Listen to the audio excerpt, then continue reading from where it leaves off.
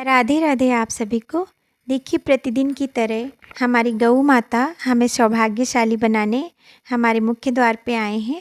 ये हमारे ठाकुर जी का घर है। हमारे घर पर लड्डू गोपाल जी विराजमान हैं। हम उनकी सेवा करते हैं, हम उनके सेवक हैं। ये गाय माता भी उन्हीं की हैं और गऊ माता प्रतिदिन हमारे घर आती हैं, अपने लिए रखा हुआ भोग प्रसाद ऐसे ग्रहण करती हैं बड़े स्नेह से और हमें बहुत भाग्यशाली बनाती हैं।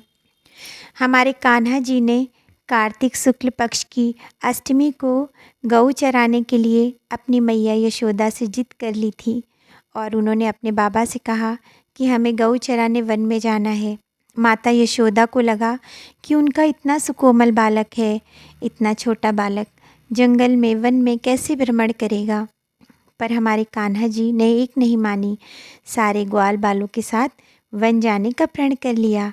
फिर हमारी मैया जी ने उनको चरण पादुका जो चांदी से बनी हुई थी उनको ग्रहण करने के लिए आग्रह किया, पर हमारे प्रभु ने उनको धारण नहीं किया और कहा, जब हमारी गऊ माता पूरे वन में घूमेंगी तो हम कैसे पादुका पहनकर धारण करके वन में घूम सकते हैं। इसीलिए मेरे भगवान बिना पादुका धारण किए छोटे छोटे सुकोमल चरणों से वन में गए थे मैया को लेकर और गऊ माता को पूरे दिन वन में चराया। ग्वाल बालों के साथ गऊ माता की सेवा की। उसके बाद जब संध्या समय को हमारे प्रभु गऊ लेकर अपनी वन से आए थे, तब हमारी यशोदा मैया और नंद बाबा ने उनकी बहुत विधि विधान से पूजन अर्चन किया था।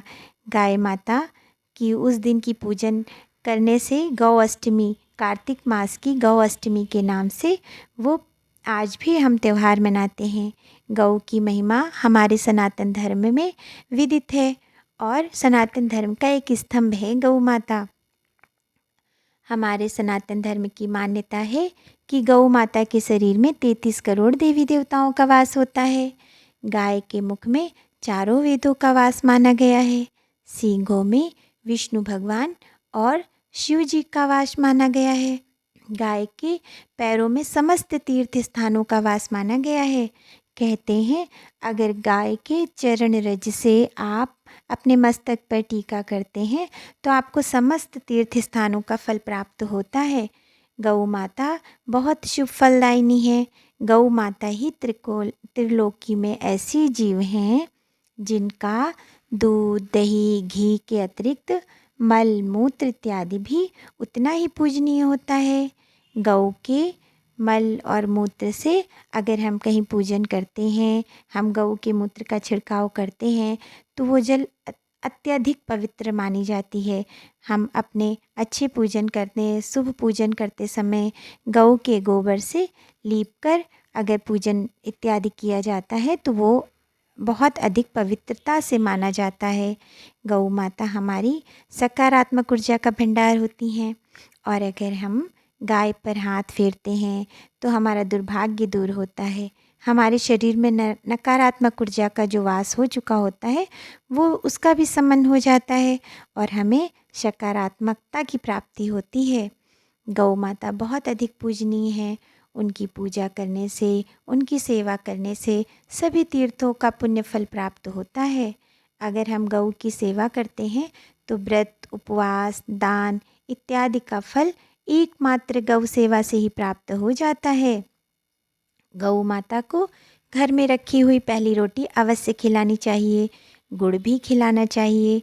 गौ माता से संबंधित कई सारे लोग इसका वास्तु प्रयोग भी करते हैं और हम गौ सेवा करना अपना धर्म समझना चाहिए, क्योंकि हम सनातनी हैं।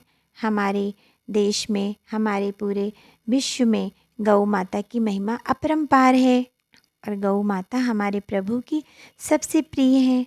गौ सेवा से देवी देवता भी अति प्रसन्न रहते हैं और सभी प्रकार की मनोकामनाओं को पूर्ण करने वाली होती है हमारी गौ माता। इसीलिए इनको कामधेनु बोलते हैं।